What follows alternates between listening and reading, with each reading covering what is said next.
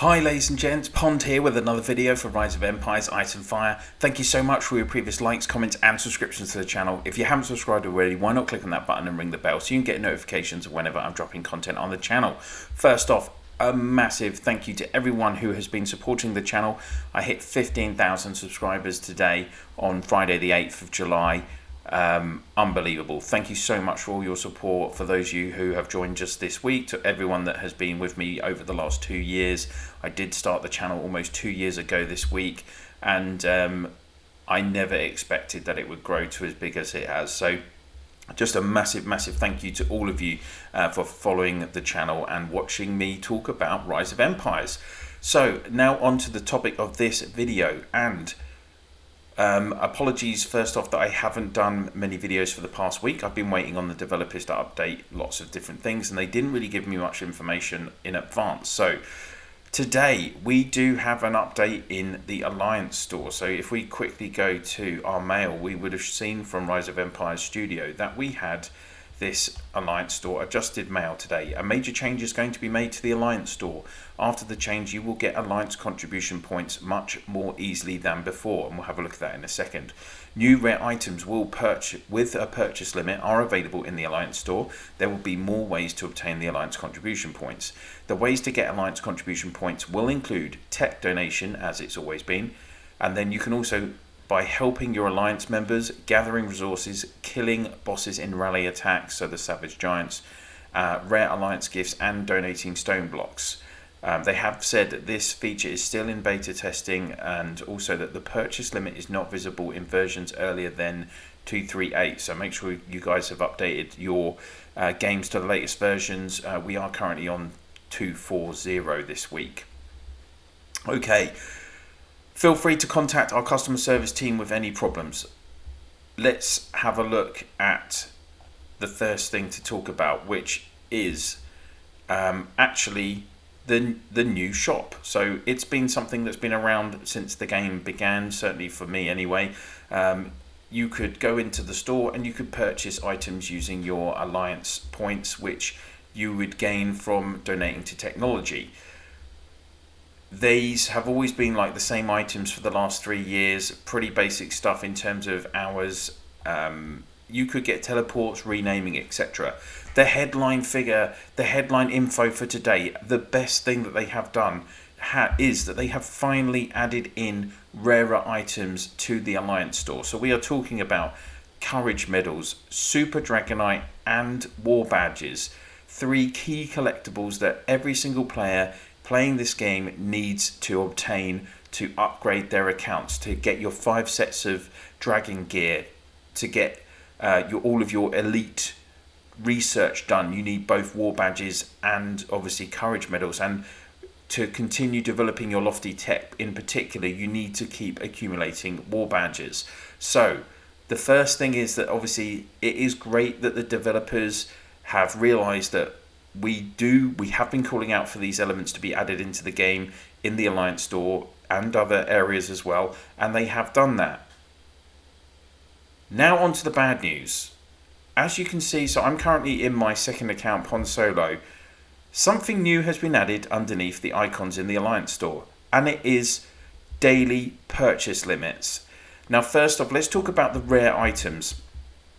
You can see that you can get 2 different levels, quantities of each rare item. So you can get packs of 20 courage medals, that's right, 20 or 40. For war badges it's 40 or 80, and then for super dragonite it's 50 or 100. Let's look at the purchase limits. You can only get 2 lots of 100 super dragonite and 2 lots of 50 super dragonite a day. That's 300 super dragonite a day. That works out at about 106,000 per year. So if you were only accumulating super dragonite from the Alliance store, it will take you just under 6 years to obtain enough super dragonite to do a full set of Dragon Master gear without doing the combining with gems, etc. Just doing it the normal route. That is just obscene. I mean, we all know, like, obviously they've got the Royal Prestige packs. I pay for that in my main account myself. We all know that there's the $100 packs where you get 45,000 Super Dragonite. There's the weekly offers, all that jazz. There's lots of payable content. You can even swap your honor in the honor shop for 45,000 per season. But for such a small amount, I mean, it's the same as such a low quantity. You only get the one batch in the trade house each day as well. And even then, I think, what's that, 350, I think? And I know you can get some in the bar as well with token exchange. But overall, this is not going to really enhance a free-to-player's experience in the game. And how long are they expecting people to play this game for? I mean, surely the mechanism should be in place that a free-to-play player can max out all 5 of their legions with Super Dragonite if they play the game for less than 5 years. I mean, right now I'm just about to finish my third set of Super Dragonite, and it's going to have taken me over a year and a half since it came out for us to do that, because it's taken me about 6 months per set, and I'm doing it the normal way. I'm not combining, and because I don't generate enough gems. I'm always using my gems for VIP points. So if you look at it from that point of view, that a free-to-play player is not going to be using their gems for that. And don't forget, we need to use our gems for all the kind of super lengthy research development times that there are now as well. So there is even actually more demand on your gems than ever before, no matter what level of player you are. I just think this is, and the initial idea is brilliant, and the implementation is horrible. I mean, at least I would like to see these amounts tripled. I think if you could get 900 a day for Super Dragonite, for instance, that would be reasonable. You can only get 200 war badges a day as well. So what's that a month? 6,000 basically. That's 3 pieces of tech in some parts of the technology from doing this. It's not exactly going to revolutionize your tech spec points or your development in technology. The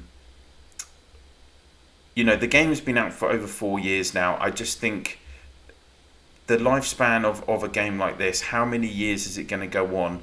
They could have done something. The players that are lower in the game, further behind in the game as well, they're going to be coming up. More and more states are going to be merging with us older states. Like, we're already up to, 1 to 184 in the same bracket. It looks like, in terms of, for instance, from Clash of Province, it's going to be 1 to 360. So how long is it before even states in the 200s, 300s are actually seeing themselves paired with the oldest states?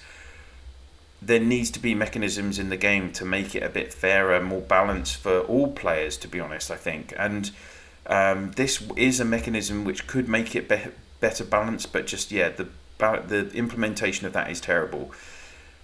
The other massive issue is that they are limiting. So we do have advanced recruitment tickets in here as well. That's a nice addition, but limited to 3 a day. That's not so bad. I don't really have an issue with that. There are Dragonite fragments. Again, I don't think that's really many people are going to be buying those.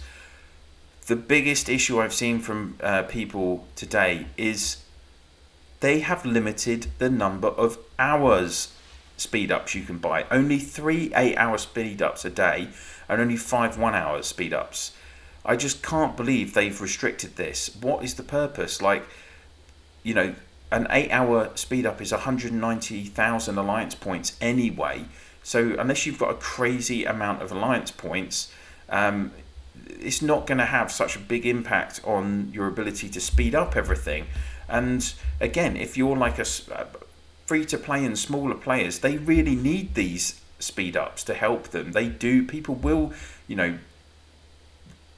donate religiously to Alliance Technology so they can get enough points so they do get these speed ups. I have already noted to my contact at the developers about this. I really, really hope they look into it. I mean, the other most ridiculous thing I've seen is, why are they limiting 8 and 12-hour peace shields to 1 a day? Pretty much every experienced player in the game is going to have dozens of these, if not hundreds of them. Putting a 1 per day purchase limit on these is just almost irrelevant for probably 99.9% of the players in the game. I'd be interested to hear what your thoughts are on why they even have limited it to one purchase a day.